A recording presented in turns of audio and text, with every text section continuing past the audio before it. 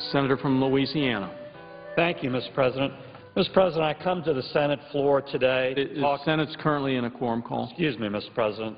In that case, I ask unanimous consent to vitiate the quorum call. Without objection. Thank you, Mr. President. Mr. President, I come to the Senate floor today to talk about important and bipartisan legislation that I'm introducing today along with Senator Bill Nelson of Florida. It is about the Corps of Engineers, and it is intended and will, once passed, make a real impact in terms of lessening the delays, the bureaucracy, the hurdles that all of us must go through in terms of seeing important Corps of Engineers projects to fruition. And it's called the U.S. Army Corps of Engineers Flood Control and Navigation Project Pilot Program. Mr. President, let's get right to the heart of the matter. The U.S. Army Corps of Engineers is a broken bureaucracy. In several significant respects, it's simply a badly broken bureaucracy. Let me say up front, there are many, many smart, qualified people who work there. They're dedicated. They work long, hard hours in so many cases, and I applaud their efforts. But the overall structure and the overall bureaucracy within which we all must work to get important Corps of Engineers work done is simply broken. It takes on average about 6 years for the Corps not to do a project, but to perform a preliminary study that might lead to an important flood control or navigation project. And then when you actually talk about the work, the engineering work, the construction work, it takes at least 20 years on average to accomplish any meaningful project. That is simply too long. And there are many reasons for this, and let me say at the outset, not all of those are the Corps of Engineers' faults. We in Congress, the public, the country puts so many demands and burdens on them that they're simply swamped. They have a backlog that to some extent is unavoidable, and that backlog for active projects, not things being studied or considered, but the backlog for active approved projects is currently $59.6 billion. But even considering that, that avalanche of demands and that backlog, the Corps of Engineers bureaucracy is broken, and it adds on to those problems and magnifies them enormously by extending out the time and cost of any given project. And of course, when projects get extended out in time and delayed, when costs grow over time, then the initial problem, the backlog, that initial avalanche of demands explodes and is multiplied tenfold. This is the situation that Senator Nelson and I are trying to address in a focused, proactive, positive way. Our bill would do one thing to address this. It would establish a pilot program whereby the Corps of Engineers selects certain significant flood control and/or navigation projects and moves project management authority, responsibility for those projects from the Corps of Engineers down to the state and/or local sponsors.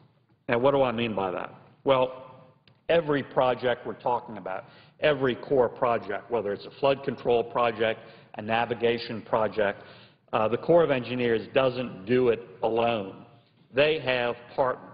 And on the governmental side, they specifically have state and/or local partners who almost always pay a significant cost share of the project, usually about 35%. So those entities are already involved in a very meaningful way in these projects.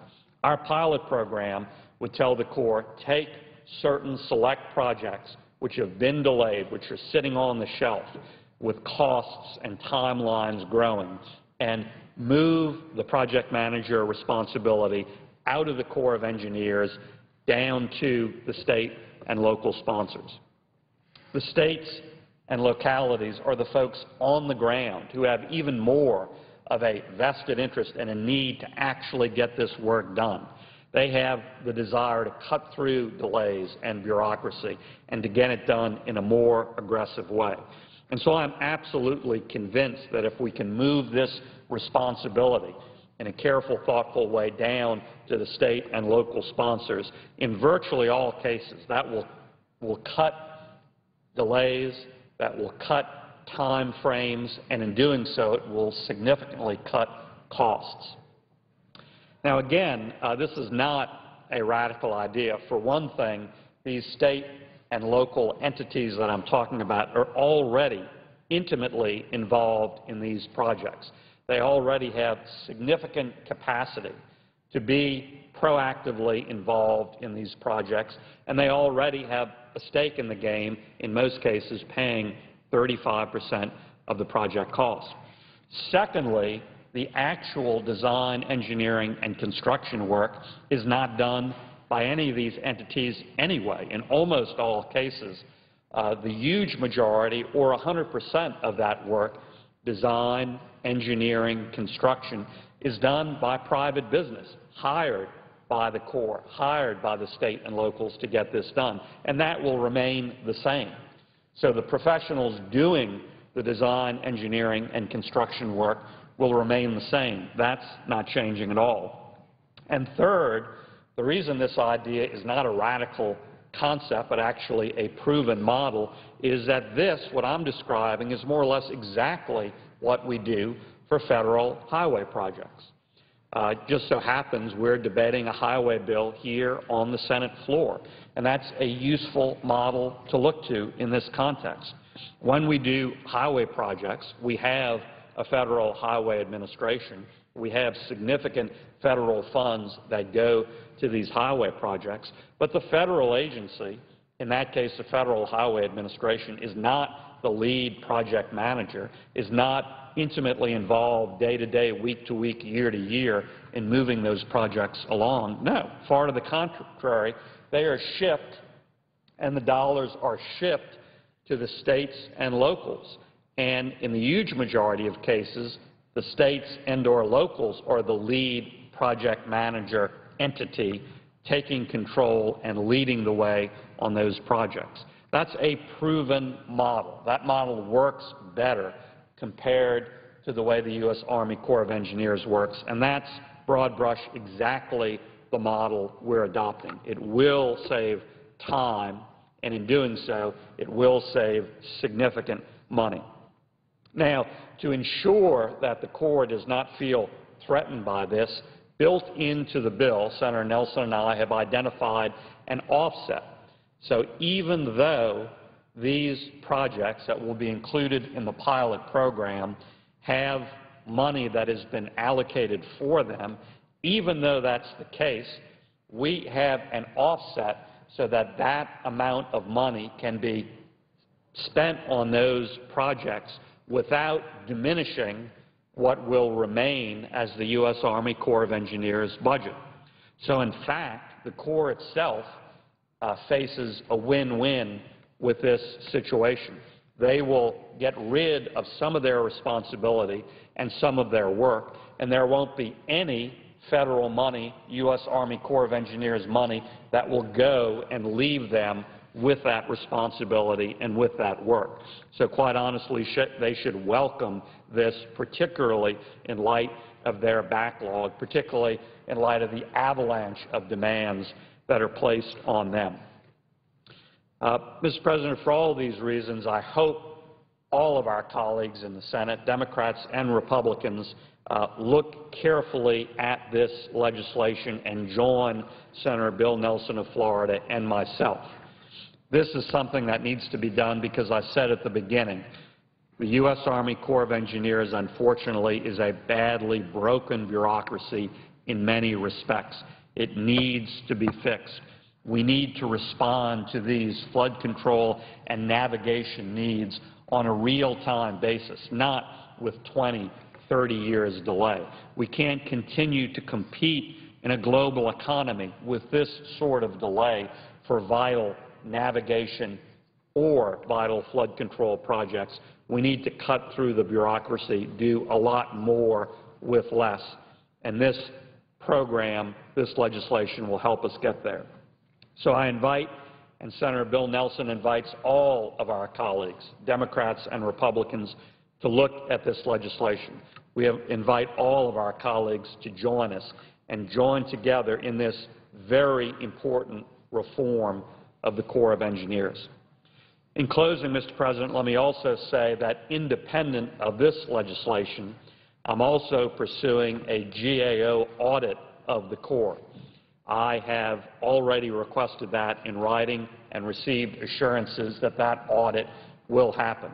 I think that will be an additional, very helpful and necessary tool for us to see how the Corps does or doesn't effectively do its business and to make other needed reforms in the U.S. Army Corps of Engineers bureaucracy. And I look forward to pursuing that audit, getting the results of that, and seeing where that leads in terms of other necessary Corps reforms in the near future. Thank you, Mr. President. With that, I yield the floor. Mr. President. Senator from Montana is recognized. Mr. President, may I ask what is the pending business before the Senate? The Blunt Amendment, I thank number the Chair. 1520. I thank the Chair. Mr. President, I rise to object to the Blunt Amendment. I believe this amendment is extreme, and it would undermine the delicate balance between religious freedom and a woman's health. It'd be a mistake. It goes too far. It would allow any employer to prevent a woman's access to mammograms, prenatal care, or even vaccinations or any other form of preventive care. In Montana, my state, 62,000 women could lose access to preventive care. I'm here to say that is wrong, and I'm going to go to bat for them. I think a woman should decide for herself, her family, what preventive care makes the most sense for her. As Americans, we believe in individual liberties and equal access to health care. Current policy upholds those values. It preserves the integrity of a woman's freedom and the right to access to all health care services. It protects the religious liberties that so many Americans, including myself, value. And that's why both faith-based and health communities support this policy. Not the Blunt Amendment, but the current policy. The Blunt Amendment would overturn this. It would allow any corporation or health plan to deny women and their families access to preventive health care for almost any reason. It is written so broadly that an employer or insurance company could deny access to preventive care for virtually any reason. That is just not right. So I urge my colleagues to vote against the Blunt Amendment. I urge them to protect the health of all Americans. That includes our mothers, wives, sisters, daughters in Montana and across the country.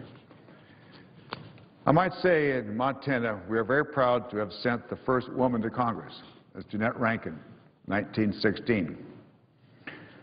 We have a very strong tradition in our state of respecting women. Women who are not only the hearts of our families, but are also those who provide the fabric of our communities. When we support women's health, we are supporting healthy communities that can be strong for our kids and our grandkids. So let us uphold our values of liberty. Let women choose for themselves individually. It's their responsibility what preventive care they think makes most sense for them, and let's treat all Americans fairly.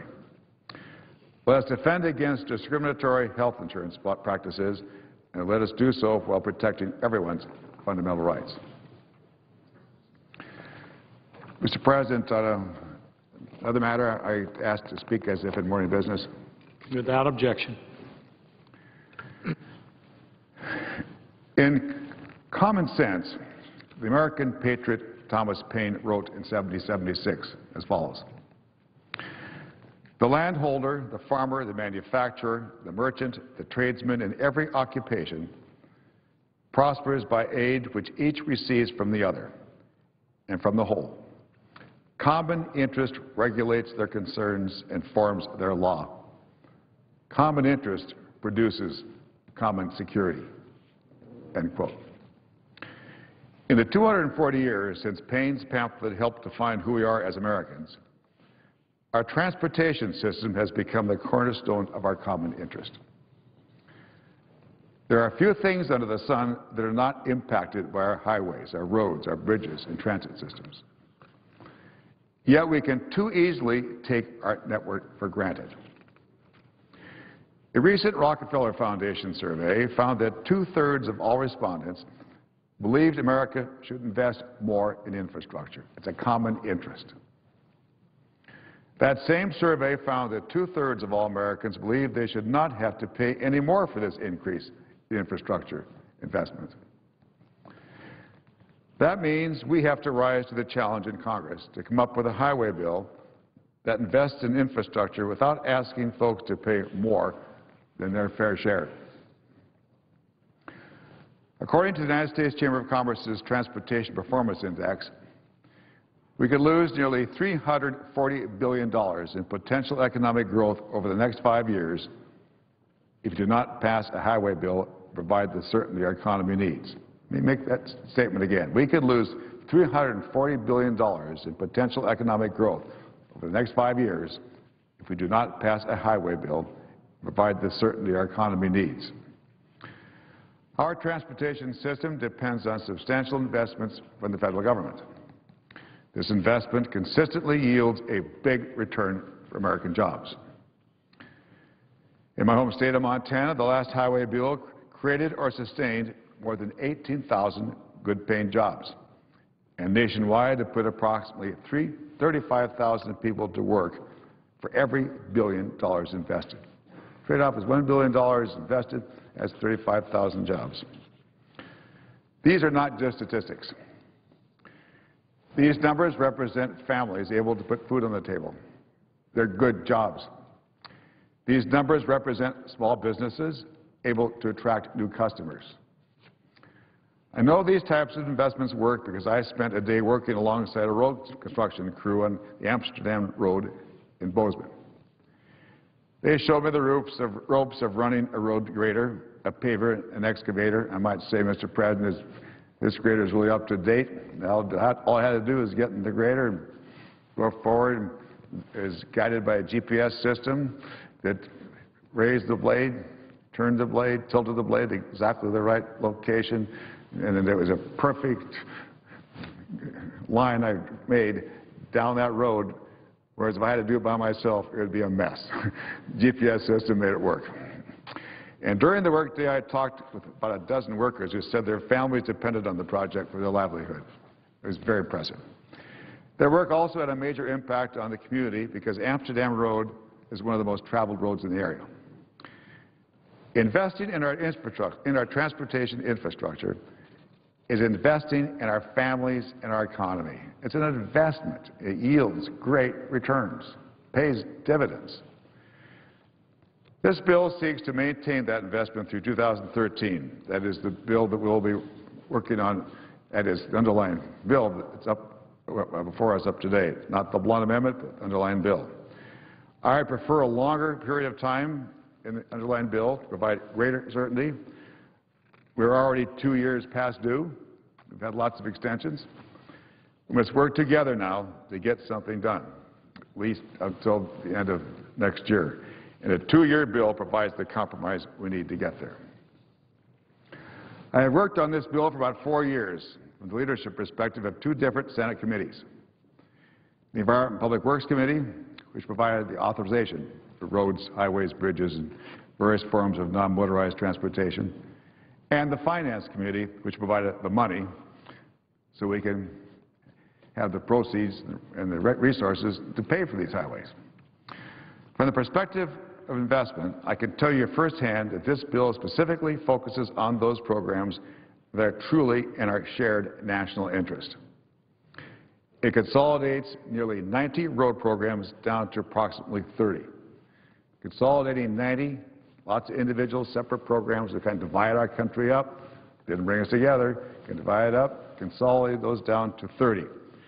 30 programs that rely on the Highway Trust Fund. This bill also focuses on dramatically improving our national capacity for data gathering and data sharing. Desperately needed, Mr. President.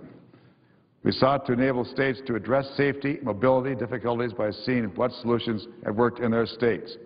More data will help them better answer those questions. For example, why in some states, my state of Montana, is a highway fatality rate 2.5 times the national average. There are a lot of ideas, but what are the real reasons? We need data to find out. This bill creates for the first time a dedicated freight program to address interstate commerce. The bill extends a program called TIFIA. That's a lending program that leverages private sector investment. Good investment, building roads and bridges. And history tells us that every $1 we put in can leverage $30 in private sector investment. This bill, Mr. President, has no earmarks. No earmarks. Senators Boxer, Inhofe, Vitter, and I worked hard to achieve agreements. And I thank my colleagues who served on the Environment and Public Works Committee for unanimously approving this bill and its reforms. Unanimous. I especially want to also applaud Chairman Boxer and Ranking Member Inhofe for their leadership. They worked very hard and they worked together. Sometimes people think Washington can't work together. Let me tell you, Mr. President, I've watched these two people work very closely together. They're a team to get a highway bill here before the Senate. Next, from the perspective of the Finance Committee, the bill provides the Highway Trust Fund with sufficient funding to last at least until the end of fiscal 2013. The Highway Trust Fund simply does not bring in enough revenue from its traditional funding sources, such as the fuel tax, to meet our national needs. As a result, Democrats and Republicans on the committee had to look elsewhere to ensure for the short term that we could maintain current levels of federal investment. For the long term, we should use the opportunity to decide what we want for a transportation network of the 21st century. So we're going to pass this short-term bill. While we're passing the short-term bill, we have to give a lot of thought what we want to do for the long term. We should use that opportunity to decide what makes most sense for the 21st century. Where we could apply unused fuel tax money that currently goes to leaking underground storage tank, a trust fund surplus, the Finance Committee did so with support from Democrats and Republicans. And where we transferred money from the general fund to the Highway Trust Fund, we sought to backfill the general fund by closing tax gaps or focusing on tax scofflaws. It's important that we make sure that the highways stay focused on supporting the economy. In Montana, our highways are our lifeblood. We're a highway state. We log a lot of hours at the wheel. It is part of who we are. We are the 4th largest state in the nation for landmass. We have fewer residents than Rhode Island, the smallest state in size. As my friends and former Senator Mike Mansfield said in 1967, quote, Montanans are formed by a vastness of a state whose mountains rise to 12,000 feet in granite massives, piled one upon the other as though by some giant hand. Drive across the state is to journey in distances from Washington, D.C. north to Toronto or south to Florida. In area, we can accommodate Virginia, Maryland, Delaware, Pennsylvania, and New York and still have room for the District of Columbia. Yet, in all this vastness, we're less than 1 million people. A few weeks ago, we just tipped the needle on 1 million residents. I might say, Mr. President, we're not sure we are happy about that. Some of us want to be under 1 million in population. Some kind of like to be 1 million. It's a big debate in our state. Should we be 1 million or less than 1 million? Nevertheless, we lack the population to make the necessary investments in federal aid roads and interstates by ourselves, and we shouldn't have to do so. Montana alone could not support interstate highway system. We couldn't do it, or the other national highways in our state. We don't have the people. With more than 10 million visitors annually, and with the majority of our truck traffic originating and ending out of state, We rely on the federal program with good reason. It is in our common interest. Interest of Montana, interest of all those folks who transport freight across our state, interest of people who want to visit Glacier Park, Yellowstone Park. It's in our common interest. And I'm here to say, Mr. President, that the more we keep our eye on the ball, that as a transportation bill that keeps our common interest in mind, the more successful we'll be.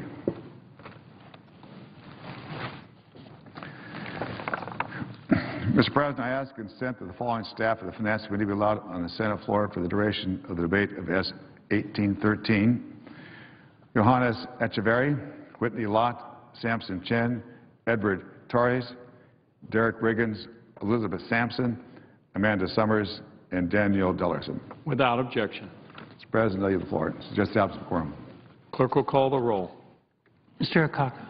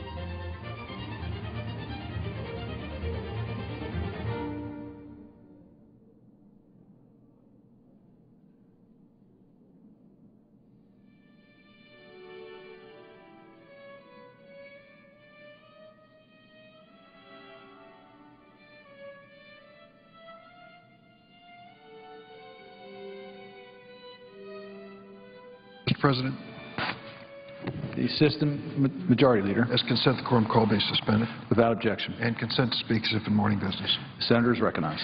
Mr. President, overnight and early this morning, parts of my home state of Illinois and our adjoining state of Missouri were pummeled by severe storms and tornadoes. While the total extent of the damage is not yet known, it is clear that southeastern Illinois was hit hard by at least one tornado and heavy storms. The towns of Harrisburg and Saline County and Ridgway and Gallatin County have suffered terrible damage. Several people in Harrisburg have died as a result of these tornadoes. The earliest reports suggest 10 deaths. The exact number won't be known for some time. More than 100 other people in this area are reported to have suffered serious injury. This is an indication of some of the damage and devastation in Harrisburg. Between 250 and 300 homes in Gallatin County nearby have also been damaged. An estimated 25 Harrisburg area businesses are damaged or destroyed, including a Walmart and a strip mall that were hit by the tornado. This next photograph is an indication of some of the terrible devastation that took place. 3 bodies have been recovered from the field behind the Walmart, and survivors are still being pulled from the wreckage of the buildings. Most roads into Harrisburg have been closed. People are going door to door to check, and the reports are positive in terms of the accountability. They're positive in terms of the accountability. The Harrisburg Hospital has received damage itself, yet the personnel there have done a heroic job in setting up triage stations throughout the hospital after this devastation. Hospital officials are asking that all non-emergency cases that are unrelated to the severe weather go to other hospitals. The hospital is only taking in those who are injured and asking family members to wait outside because of the limited facilities available. Patients in the hospital's B wing, which suffered heavy damage, are being evacuated to Evansville, Indiana's Deaconess Hospital, which has called in all available staff. The First Baptist Church in Harrisburg is being used as a shelter, and I'm sure everyone in that community, a wonderful community in southern Illinois, is pitching in to give a helping hand. Harrisburg schools obviously are canceled for the week. Ridgway is nearby, and no one is being allowed to visit the town at this point. Between 50 and 60 homes in Gallatin County have been damaged. We have an early photograph of some of the scenes there, indication of the damage to this historic church. The historic St. Joseph Church and at least one business, the Gallatin County Tim Shop, have been leveled by this tornado. This last photograph is of the same church before the storm as an indication of what happened. This is an historic church which many of us are well aware of. Has served the Catholics in this community for many, many years. Between 9,000 and 13,000 people are without electricity because of the storm damage. The Illinois Emergency Management Agency is hard at work clearing debris and roads. Governor Pat Quinn has activated a state emergency operations center to help with the damage, and he and Jonathan Munkin of the Illinois Emergency Management Agency are on their way to the scene this afternoon. My heart goes out to all the people in Harrisburg who have lost loved ones. We are keeping in close contact with the people on the ground and working together with my colleague, Senator Mark Kirk's office here in Washington. They share our concern for the devastation, damage, suffering, and death associated with this, and both Senator Kirk and I have extended to the state of Illinois our willingness to help in any way possible to deal with this. My thoughts are with the residents of these hard-hit towns, with the first responders, and the Red Cross volunteers who are always, always on the scene, who are working to assess the damage and help those who have been injured. Jonathan Munkin had a conference call with many members of the Illinois congressional delegation just a short time ago. He assures us that all requests for state and FEMA assistance are being met at this moment. We will continue to make a promise that that will be in the future as well.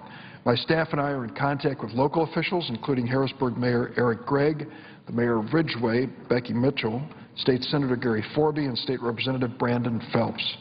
I, along with Senator Mark Kirk, we are committed to doing everything possible to help these communities respond to and recover from this disaster. Mr. President, I yield the floor. The Senator from Missouri. Mr. President, my colleague, the Senator from Illinois, and I live in a part of the country where these terrible weather things and tornadoes aren't unusual for us, but as he's pointed out, we did have them last night and all over a number of places in southern Missouri, including Branson, the tourism strip, the one theater and one tourism location after another, Branson, Lebanon, Dallas County, other places in southern Missouri, and we had way too much experience with this last year, and as my friend has pointed out, the federal emergency management people are quickly there. We had a year of experience on this after particularly the Joplin tornado, and they were terrific. We want to remember, too, that first responders are always your neighbors, and neighbors are coming forward to help families whose houses are lost and possessions are scattered, and even in this particular case, some rare occasions where people are injured and life is lost as well. But Senator McCaskill and I join Senator Kirk and Senator Durbin in their efforts on this regard. Mr. President, I'd like to ask unanimous consent that I be permitted to engage in a colloquy with my Republican colleagues for 60 minutes. Without objection. Thank you, Mr. President. Mr. President, I want to talk about an amendment that's had lots of attention. It's an amendment that I offered on the floor a couple of weeks ago, and we weren't able, the leader didn't want to get to it at the time, but the majority leader brought it up for me yesterday, and I'm glad he did. I'm glad we're able to talk about it. This is an amendment that would allow religious belief or moral conviction to be an important factor in whether or not people comply with new health care mandates. Now, we have long, Mr. President, had this exemption for hiring mandates, and in fact, when I served in the House of Representatives, I'd been the president of a Southern Baptist university. I understood the importance of these institutions. I thought maintaining their faith distinctives as part of why they provide education and health care and daycare and other things. And so I have long been an advocate of a principle that the Supreme Court held up just a few weeks ago, 9-0, that there is a difference in these faith-based institutions. And now that we have health care mandates for that could apply to these institutions, all this amendment does is extend the same privilege to them and others who have a religious belief or moral conviction that would they'd be able to defend their moral conviction. We don't do anything about the mandate itself. It's important to understand, Mr. President, that the administration, this one or any other, if the Affordable Health Care Act is still in force, can issue all the mandates that the Act would allow. And in fact, if you don't comply with those mandates, you'd have the penalties that the Act would allow. But the difference is if the government wouldn't recognize your religious belief or moral conviction, as I think they would likely do. For example, the Archdiocese of Washington, D.C. saying this is something we have long held as a tenet of our faith that we don't believe should happen and we shouldn't be part of, and we don't want it to be part of the insurance policies of our schools or our hospitals. My guess is if we pass this amendment, without any question, the Justice Department would say, well, you're certainly going to be able to defend that because that's been your belief for centuries in your faith. This amendment doesn't mention any procedure of any kind. In fact, just this morning we had a reporter call the office and said, we can't find the word contraception in this amendment anywhere. How's this a vote on contraception? Of course, we were able to say, as we had said 4 days, the word contraception is not in there because it's not about a specific procedure. It's about a faith principle that the First Amendment guarantees. And, Mr. President, this language, this exact language of religious belief or moral conviction was first used in 1973 in the Public Health Services Act, brought to the Senate floor by Senator Church from Idaho, who I believe was considered one of the liberals of the Senate at the time, protecting health care providers from having to be involved in procedures they didn't agree with. It's part of the Legal Services Corporation limitation in 1974, the foreign aid funding limitation in 1986, the refusal to participate in executions or prosecutions of capital crimes in 1994, the vaccination bill that if you come to this country as a non-resident and you don't want to have vaccinations that are otherwise required, you don't have to have them if you have a religious belief or moral conviction against them. And the list, Mr. President, goes on and on. The Medicare and Medicaid Counseling Act, the Federal Employees Health Benefits Plan of 1998, the contraception coverage for federal employees in 1999, the D.C. contraception mandate in 2000, the United States Leadership Against AIDS Act in 2003. And then, Mr. President, it's this exact same language, even more specifically, has been in bills that weren't passed. In 1994, Senator Moynihan from New York brought a bill to the floor that Mrs. Clinton, later Senator Clinton, now Secretary Clinton, was very involved in, this 1994 health discussion. And that bill said nothing in this title should be construed to prevent any employer from contributing to the purchase of a standard benefits package which excludes coverage for abortion or other services if the employer objects to such services on the basis of religious belief or moral conviction.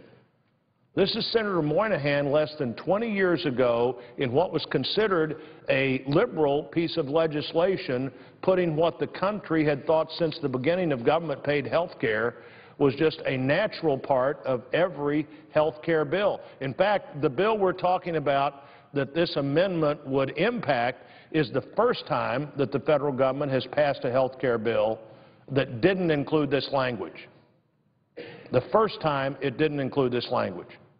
And, you know, if you're not offended by the current mandate that some religions are, I think it's important to think of what you would be offended by. What in your faith would be an offensive thing to be told you had to be part of, and then imagine the government saying, no, you have to be part of that. And even if you don't do it yourself, you have to pay for it.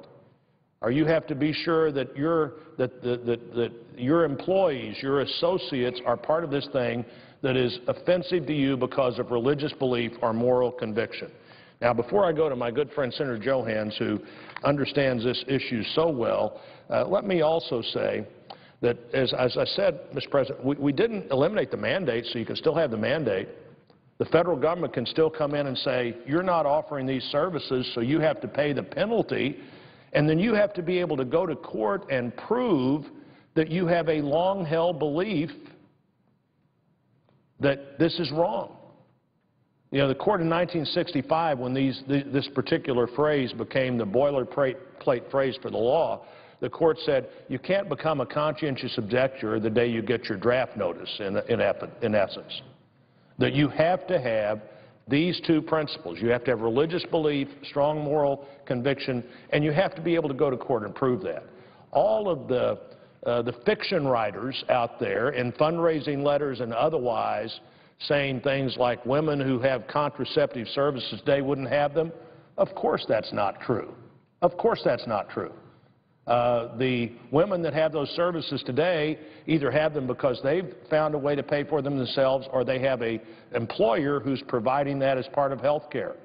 That employer is not going to be able to turn around and say, I'm not for that anymore because I object for some religious reason that I didn't have all the time I was providing it. This is an important issue. It is a First Amendment issue. It's an issue that group after group after group think it violates the Religious Freedom Act, RFRA. There are 6 lawsuits already. I suspect that they have a good chance of prevailing because it does exactly what the religious freedom law says you can't do. It needlessly forces people to participate in activities that are against their moral principles, their religious principles. The circumstance in the country we have 220 years of history of this. We have 35, we have almost 50 years of history of government-paid health care for one group or another that always included an exemption like this exemption. To not do this assumes that the government can make people do things that Thomas Jefferson and George Washington and others specifically said were among the rights that we should defend the most vigorously, that we should hold the most dear, that we should not let a government interfere in these basic rights of conscience, a term of Thomas Jefferson when he wrote the New London Methodist in 1809. These rights of conscience are an area that we should not let the government get between the American people and their religious beliefs. And our laws since then, whether it's for hiring or in the case of any health care discussion, have always anticipated the protection of this First Amendment right.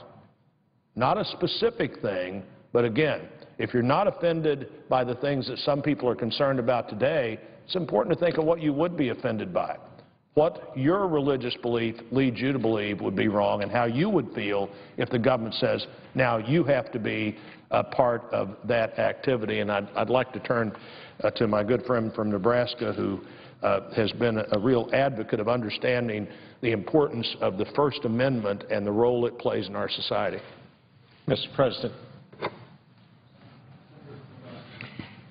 Mr. President, let me start this afternoon by thanking my colleague from Missouri on taking on this issue, on putting this legislation together. Let me also thank my colleague for telling the real story of this legislation. It is critically important that we understand the history that brings us here this afternoon and ultimately to a vote on this legislation that I am proud to co-sponsor. My colleague just so ably pointed out that what has changed here is the Obama administration, working with our colleagues on the other side of the aisle, took this important language out of this health care legislation.